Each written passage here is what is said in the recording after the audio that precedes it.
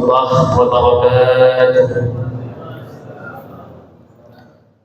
Alhamdulillah, alhamdulillahilladzi hadana lil Islam wa da'ana lil iman. Allahumma salli wa sallim ala sayyidina Muhammadin wa ala alihi wa ashabihi ajma'in. Ashhadu an la ilaha illallah wahdahu la syarika lah wa ashhadu anna Muhammadan abduhu wa rasuluhu la nabiyya ba'dah. Amma ba'd. Pertama sekali, mari sama-sama kita memuja dan memuji Allah Subhanahu wa taala. Rahmat dan sejahtera senantiasa dilimpahkan oleh Allah kepada junjungan kita Nabi Muhammad sallallahu alaihi wasallam, juga kepada al dan sahabat beliau, juga kepada keluarga, ulama tabi'in, ulama mutaqaddimin dan ulama mutaakhirin yang mukhtabar di sisi Allah. Penghormatan kepada seluruh jamaah Masjid Jami' An-Nasr yang pada malam 23 ini masih semangat, masih gairah untuk melakukan ibadah kepada Allah Subhanahu wa taala. Bapak Ibu sekalian yang dirahmati Allah, pada kesempatan kali ini mari sama-sama kita mendengarkan satu hadis Rasulullah sallallahu alaihi wasallam.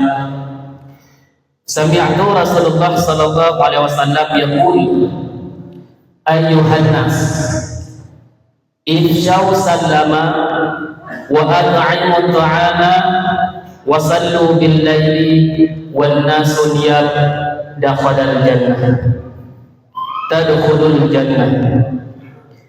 Wahai para manusia, Rasul berkata, ifshaw salama, sebarkanlah salam, wa at'imut ta'am, dan berikanlah makanan-makanan, wa sallu bil laili wan nasu niyam, dan dirikanlah, sembahyanglah di ketika malam sedangkan manusia-manusia lain sedang keadaan tidur. Tadkhulul jannah, niscaya engkau akan masuk dalam surga. Maka bagaimana maksud hadis itu? Di hadis yang lain Rasulullah menyampaikan, inna fil jannah ghurfah min alwani kulliha. Sesungguhnya dalam surga itu ada satu kamar yang diciptakan kamar itu oleh Allah Subhanahu wa taala dari berbagai macam bentuk dan warna. Yura zahiruha min batiniha, yang apabila dilihat daripada luar kelihatan bagaimana dalamnya, wa batinuha min zahiriha, dan apabila dilihat daripada dalam maka kelihatan bagaimana luarnya. Fiha minan na'im, daripada surga tersebut sangat banyak diperdapatkan berbagai macam nikmat-nikmat yang telah Allah sediakan. Mala aina ra'at, yang nikmat tersebut tidak pernah dilihat oleh mata. Wala udhuna sami'at, yang nikmat tersebut tidak pernah didengarkan oleh telinga. Wala khafara ala qalbi bashar, dan nikmat tersebut tidak pernah tergores di dalam hati manusia. Qalu ya Rasulullah, maka ketika Rasulullah mengatakan begitu, oleh sahabat bertanya, ya Rasulullah, liman tilqal ghurfah, untuk siapa kamar itu diciptakan? Rasul menjawab, qala liman afsyas salam wa at'ama ta'am wa adama siyam wa salli bil lail wan nasu niyam. Kamar itu saya ciptakan, kamar itu diciptakan oleh Allah Subhanahu wa taala untuk siapa saja yang senantiasa menyebarkan salam, dan siapa saja yang senantiasa memberikan makanan, dan siapa saja yang senantiasa berpuasa, dan siapa saja yang sholat pada ketika malam, sedangkan manusia-manusia lain sedang tertidur pulas di rumahnya. Maka pada ketika itu sahabat mengatakan kepada Rasul, "Ya Rasul, qulna wa ma yutiqu dzalik." Wahai Rasul, maka siapa orang yang sanggup dengan demikian? Senantiasa menyebarkan salam kemana-mana, senantiasa dia memberikan makanan, senantiasa solat di ketika malam, dan selalu berkekalan dalam keadaan puasa. Siapa itu ya Rasul? Qala sa'akhbirukum an dzalik. Maka Rasulullah berkata, akan aku beritahukan kepada kamu siapa orang itu. Wa man laqiya akhahu wa sallama alaihi faqad afsha salam. Maka siapa saja yang berjumpa dengan kawannya dan dia terlebih dahulu memberi salam kepada orang itu, faqad afsha salam, maka dia sungguh telah dikatakan orang yang menyebarkan salam.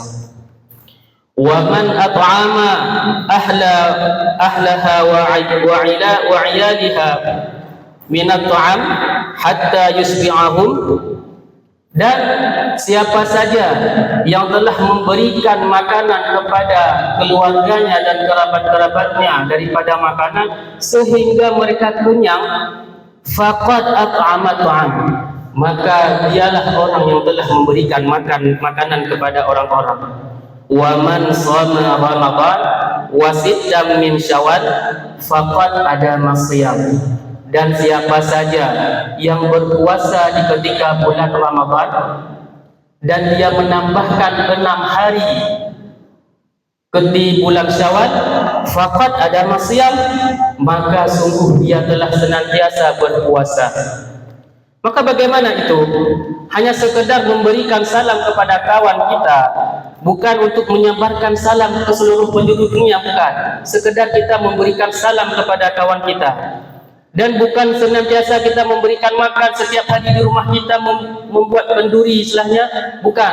Tapi senantiasa kita memberikan makanan untuk keluarga dan kerabat-kerabat kita. Dan bukanlah kita harus solat tiap malam untuk mendirikannya orang lain sedang tidur, bukan. Kita berjamaah maghrib dan berjamaah isya dan berjamaah subuh, maka seolah-olah dia telah mendirikan malam dalam malam itu. Dan siapa saja yang berpuasa Ramadan, maka satu hari itu dibalas dengan 30 hari Ramadan itu seolah-olah dia telah berpuasa selama 10 bulan, dan ditambah lagi dengan puasa di bulan Syawal 6 hari, maka seolah-olah dia telah berpuasa setahun penuh. Pada ketika itu sahabat mengatakan kepada Rasul, "Ya Rasul, kalau begitu insya Allah kami akan sanggup melakukannya, dan kami akan meraih surga itu, surga yang tidak pernah dilihat oleh mata, surga yang tidak pernah didengar kenikmatannya oleh telinga, dan surga yang tidak pernah tergores dalam hati-hati para manusia." Maka dari sini saya mengajak kepada jamaah sekalian, kita sekarang sudah berada di 23 Ramadan. Mari kita terus memperbaiki diri, memperbaiki akhlak. Jangan hanya mempercantik diri, jangan hanya mempercantik luarnya saja. Karena Allah Subhanahu wa taala, "Innallaha la yanzuru ila suwarikum." Allah Subhanahu wa taala tidak pernah melihat kepada rupa-rupamu, gantengkah kamu, cantikkah kamu, wa amwalikum, dan Allah Subhanahu wa taala tidak pernah melihat kepada harta-hartamu, wa ahsabikum, dan kepada keturunanmu, walakin Allah yanzuru ila qulubikum. Akan tetapi Allah Subhanahu wa taala senantiasa melihat kepada hatimu, wa a'malikum, dan kepada perbuatan-perbuatanmu. Maka hadirin sekalian, perbanyaklah amal saleh dengan hartamu, dan beramallah dengan ilmumu, dan bersabarlah dengan kekurangan yang telah Allah limpahkan kepadamu saat ini. Semoga Allah senantiasa selalu menjaga kita dan menuntun kita kepada jalannya, selalu ingin dalam hati kita untuk berbuat kebaikan. Allahumma karrihna fil ma'asi, fil maksiati. Ya Allah, buatlah kami benci kepada maksiatmu, wa ahbibna fi ta'atik, dan ya Allah buatlah kami cinta kepada ibadah kepadamu. Mungkin ini semoga bermanfaat terutama kepada saya dan kepada hadirin sekalian. Hanya ini yang saya sampaikan. Wabillahi taufiq wal hidayah. Assalamualaikum warahmatullahi wabarakatuh.